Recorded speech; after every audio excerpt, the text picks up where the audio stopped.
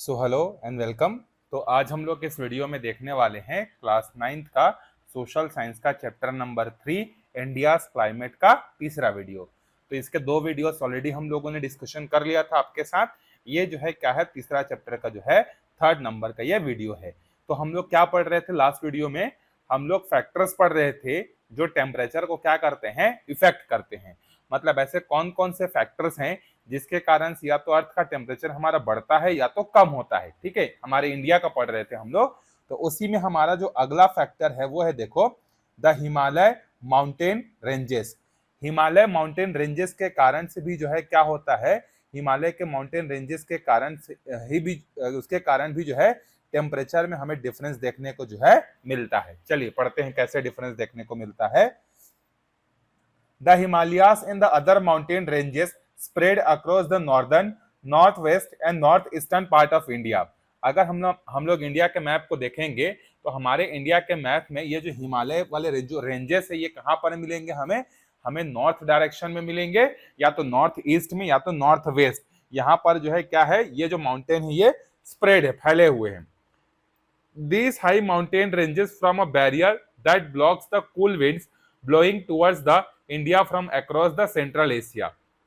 अब ये जो हिमालय है, ये हिमालय क्या करता है, हमारे इंडिया को जो है एक प्रोटेक्शन की तरह, जो एक बहुत बड़ी दीवार की तरह जो है क्या करता है, काम करता है। क्यों करता है, देखो क्या होता है कि जो ठंडी हवाएं होती हैं वो हमेशा क्या होती हैं, गर्म जगह से ठंडे जगह पर, मतलब ठंडी हवाएं जो होती हैं वो हमेशा क्या होती हैं, किसी न किसी जगहों पर जो है फ्लो होते रहती है, किसी न किसी डायरेक्शन से। ठीक है, दुनिया के जो है हर कोने में कभी ना कभी क्या होता है कि हवाएं जो होती हैं वो बहते ही रहती हैं। ठीक है, कभी ना कभी।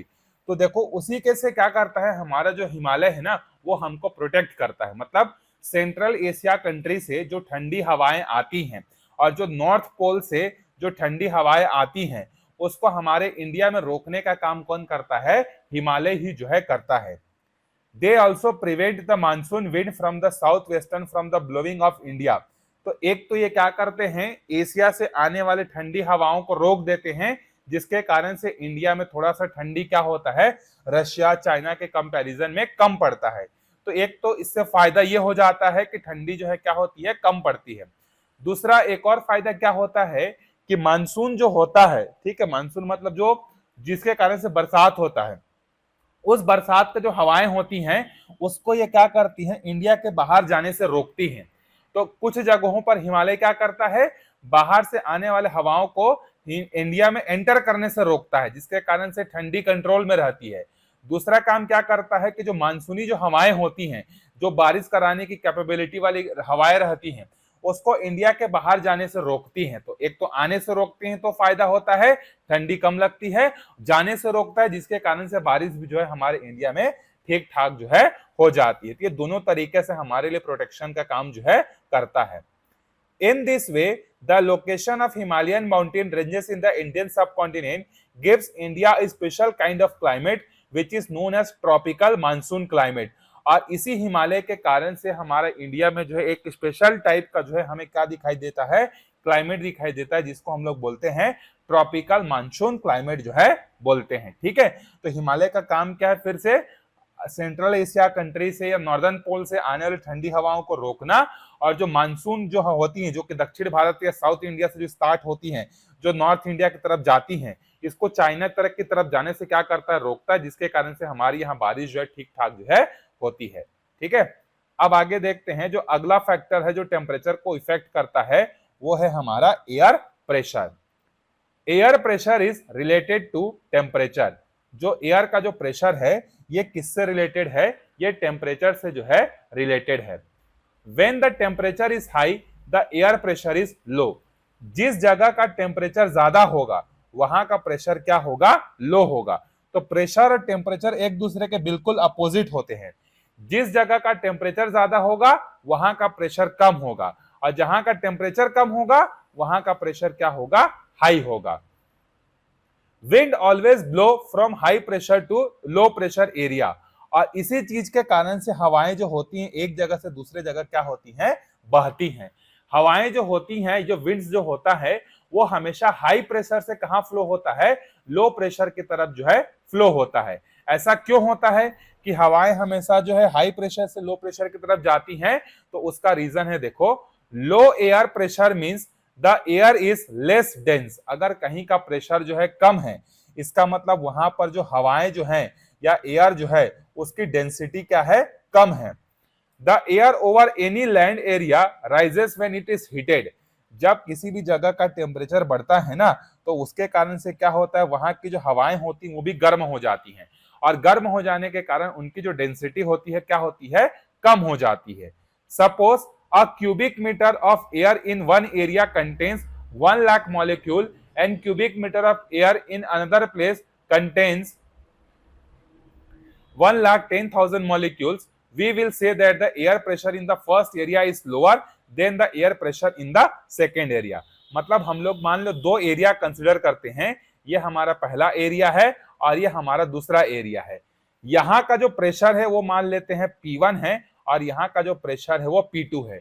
मतलब एक पर्टिकुलर एरिया में मान लेते हैं कि ये जो मैंने गोला किया इसका जो एरिया है ये हमारा जो है 1 यूनिट है, ठीक है, ये 1 यूनिट का एरिया है और ये भी 1 यूनिट का एरिया है। तो मान लेते हैं कि पहले वाले एरिया के 1 यूनिट एरिया पर जो है 1 लाख मॉलिक्यूल्स प्रेजेंट हैं। किसके 1 लाख मॉलिक्यूल्स प्रेजेंट हैं? एयर के। और वहीं पर जो दूसरा प्लेस है, यहां पर जो एयर के जो मॉलिक्यूल्स हैं वो 1 लाख कितने हैं? 10,000 हैं। तो हम लोग बोलेंगे कि पहले वाले का जो एरिया का जो पहला वाला जो एरिया है, यहाँ का प्रेशर कैसा है? लो है, और यहाँ का प्रेशर कैसा है? हाई है। तो प्रेशर लो और हाई का मतलब समझ में है? जहां पर मॉलिक्यूल्स जो होते हैं एयर के उसकी डेंसिटी ज्यादा है, इसका मतलब वहां का प्रेशर कैसा है? आपका हाई है, ठीक है। प्रेशर हाई होने के कारण मॉलिक्यूल्स ज्यादा प्रेजेंट हैं, और जहां पर मॉलिक्यूल्स जो है एयर के वो कम है, मतलब वहां का जो प्रेशर वो भी कैसा है? आपका लो है। तो प्रेशर डेंसिटी के कारण ही जो है क्या होता है, हवाएं जो होती हैं वो हाई डेंसिटी से कहां फ्लो होती हैं? लो डेंसिटी की तरफ जो है फ्लो होती हैं। तो इस केस में सेकेंड एरिया से फर्स्ट एरिया की तरफ जो हवाएं हैं वो क्या होंगी? फ्लो होंगी। समझ में? इसी के कारण से तो गर्मी के दिनों में अभी हम लोग पढ़ेंगे भी आगे। जैसे देखो गर्मी के दिनों में जो है क्या होती है, हमारे इंडिया में जब गर्मी होती है तो अमेरिका हो गया, रशिया हो गया, यहाँ पर ठंडी होती है, ठीक है। तो हमारे यहाँ का टेम्परेचर क्या होता है? बहुत ज्यादा होता है, जिसके कारण से यहाँ का जो एयर है वो गर्म हो जाता है, और एयर जब गर्म हो जाता है तो वो उड़ने की कोशिश करता है, जिसके कारण से हमारे इंडिया का जो एयर प्रेशर है वो कम हो जाता है। जबकि जो ठंडे एरिया हैं जैसे सेंट्रल एशिया कंट्रीज हो गया, अमेरिका हो गया, रशिया हो गया, ये सारे जगहों का जो टेम्परेचर जो होता है वो कम होता है। तो टेम्परेचर जब कम होता है तो वहां का प्रेशर हाई होता है। इसलिए गर्मी के दिनों में जो है क्या होता है, सेंट्रल एशिया कंट्रीज से हमारे इंडिया की तरफ जो हवाएं हैं वो क्या होती हैं? बहती हैं। तो हमेशा ध्यान में रखिएगा, हवाएं जो है किस कारण से बहती हैं? तो प्रेशर के डिफरेंस से। और कैसे बहती हैं? तो हाई प्रेशर वाले एरिया से लो प्रेशर एरिया वाले जगहों की तरफ जो है हमेशा हवाएं क्या होती हैं? बहती हैं। प्रेशर डिफरेंस के कारण से जो है क्या होता है? एयर जो है फ्लो होता है, ठीक है। तो प्रेशर भी टेम्परेचर को इफेक्ट करता है। अगला देखते हैं ह्यूमन फैक्टर। अब ह्यूमन फैक्टर क्या है? देखो, human economic activities, industrialisation, urbanisation, changes in land use, deforestation, etc. cause the atmospheric changes to rise. This effect of the climate leads to the climate change. अब देखो ये जितना भी हमने 1 2 3 4 5 पढ़ा, ये हमारे नेचुरल फैक्टर थे कि नेचर के कारण से ऐसा होता है। लेकिन अभी जो हम लोग अगला पढ़ रहे हैं, ये जो ह्यूमन फैक्टर्स है, ये हमारे कारण से हो रहा है। ह्यूमंस का जो आबादी है, पॉपुलेशन है, वो कंटिन्यूअसली क्या हो रहा है? बढ़ रहा है। लेकिन जो रहने के लिए जो लैंड है, जो जमीन है, वो तो उतना का उतना ही है, ठीक है। ऐसा तो नहीं कि पॉपुलेशन बढ़ रहा है तो जमीन भी बढ़ रहा है, या रबर की तरफ जमीन को हम लोग खींच सकते हैं, ऐसा नहीं है। अर्थ जितना बड़ा एरिया में पहले था उतना बड़ा एरिया में अभी भी है, लेकिन पॉपुलेशन बढ़ने के कारण से लोग क्या कर रहे हैं? अब घर बना रहे हैं। अब घर बनाने के लिए जमीन नहीं मिल रहा है तो क्या कर रहे हैं? जंगलों को काट रहे हैं। तो जंगलों को काट रहे हैं, इंडस्ट्रीज सेटअप कर रहे हैं, बड़े बड़े शहर बना रहे हैं। जमीन का जो यूज है उसको खेती करने के लिए जो पहले यूज होता था, वहां पे माइनिंग का यूज हो रहा है, पेड़ों को काटा जा रहा है।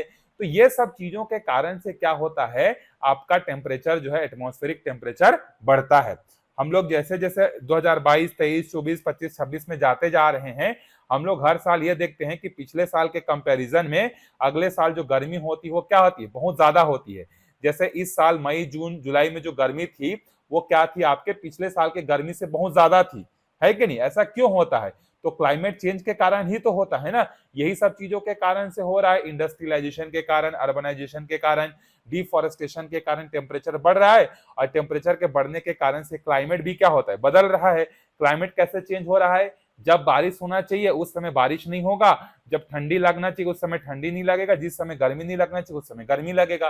कभी भी कुछ भी चीज हो जाता है, तो ये सब किसके कारण से हो रहा है? तो आंसर है ये सब क्लाइमेट चेंज के कारण से जो है हो रहा है। तो इस क्लाइमेट चेंज के पीछे बहुत बड़ा कंट्रीब्यूशन किसका है?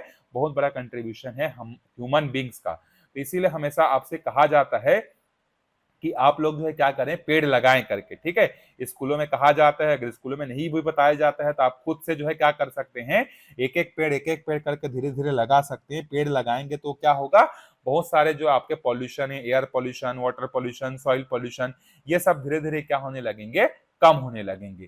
तो ह्यूमन फैक्टर्स के कारण भी टेम्परेचर क्या होता है, कम नहीं होता है, बल्कि क्या होता है, बढ़ता है। और जैसे जैसे लोगों के पास जो है मनी, पैसा आते जा रहे, लोग जो है कार, बाइक्स, एसी ये सब परचेस कर रहे हैं, तो इससे जो निकलने वाला जो हार्मफुल जो गैसेस होती हैं, वो भी एटमॉस्फेयर को क्या कर रही हैं, एटमॉस्फेयर को जो है खराब कर रही हैं। अब यहाँ पर आप देखो, यहाँ पर 4 प्लेसेस हैं, 4 प्लेसेस का एवरेज टेम्परेचर जो है आपको 12 महीने का दिया हुआ है, ठीक है। मुंबई का दिया है, जगदलपुर का दिया है, शिमला का दिया, दिल्ली का दिया है, ठीक है। अब आप देखो यहाँ पर मुंबई का जो टेम्परेचर है वो साल भर देखो ऑलमोस्ट 25 से 30 के बीच में ही है, ठीक है। बहुत ज्यादा चेंजेस वहां पर देखने को जो है नहीं मिल रहा है। जगदलपुर का टेम्परेचर देखो, यहाँ पर आपका मिनिमम जो है आपको कितना मिलेगा, मिनिमम 19 मिलेगा, और मैक्सिमम कितना मिलेगा, देखो 31 मिलेगा। मतलब यहाँ पर जगदलपुर में साल भर के टेम्परेचर में जो डिफरेंस है वो क्या है, दिल्ली के मुंबई के कंपैरिजन में बहुत ज्यादा है। शिमला का भी देखो, शिमला का भी टेम्परेचर बहुत ज्यादा वेरिएट हो रहा है, 5 डिग्री, 5 डिग्री, 10 डिग्री, 20 डिग्री ऐसे हो रहा है। दिल्ली का टेम्परेचर भी जो है देखो बहुत ज्यादा वेरिएशन हो रहा है। तो मुंबई में टेम्परेचर का वेरिएशन क्यों नहीं हो रहा है? तो मुंबई जो है क्या है, आपका जो है अरेबियन सी के, अरेबियन ओशन के जो है, अरेबियन सी के जो है क्या नजदीक है। और हमने पढ़ा था कि जो जगह जो है सी के जितना नजदीक होता है वहां पर टेम्परेचर वेरिएशन उतना ही कम होता है। तो मुंबई इसका बेस्ट एग्जांपल है। देख लो आप यहाँ पर सबूत कि वहां का टेम्परेचर जो है किस तरीके से जो है वेरिएट हो रहा है। चलिए कुछ क्वेश्चन दिए हैं, इस क्वेश्चन के आंसर जो है हम लोग करते हैं। Answer the following questions on the basis of the data content in the table. Which are the coldest and the hottest month in Delhi. Delhi में सबसे कोल्डेस्ट और सबसे हॉटेस्ट मंथ कौन सा है? देखो, तो सबसे कम टेम्परेचर कहां है आपका, जनवरी में, ठीक है। तो सबसे कोल्डेस्ट जो मंथ है वो आपका कौन सा है, जनवरी है। और सबसे हॉटेस्ट कौन सा है आपका, देखो मई और जून है, ठीक है। तो यहाँ पर 2 महीने हैं, एक तो मई का महीना और एक तो जून का महीना, जो कि बहुत ज्यादा क्या है, गर्म है, ठीक है। Which of the above mention places have even और लेस वेरिएबल क्लाइमेट। कहां का जो क्लाइमेट है उसमें ज्यादा वेरिएशन नहीं हो रहा है? तो इसका नो डाउट आंसर है आपका मुंबई का। मुंबई का टेम्परेचर ऑलमोस्ट साल भर देखो एक जैसा ही जो है बना हुआ है, ज्यादा वेरिएशन नहीं हो रहा है। चलिए आगे बढ़ते हैं तीसरे क्वेश्चन पे। Calculate the average annual temperature of Jagdalpur. तो जगदलपुर का हमें साल का टेम्परेचर जो है एवरेज टेम्परेचर निकालना है, तो कैसे करेंगे, सबको प्लस करेंगे। जनवरी का 20 डिग्री, फरवरी का 23 डिग्री, मार्च का 27 डिग्री, अप्रैल का 29 डिग्री, उसके बाद जो है मई का 31 हो जाएगा, जून का 29 हो जाएगा, इस 25 हो गया, फिर इसके बाद फिर अगला 25 हो गया, फिर 26 हो गया, फिर 25 हो गया, फिर उसके बाद जो है 21 हो गया, फिर उसके बाद जो है 19 हो गया। सबको जोड़ेंगे तो कितना आ जाएगा, इसको जोड़ने से 300 जो है आएगा।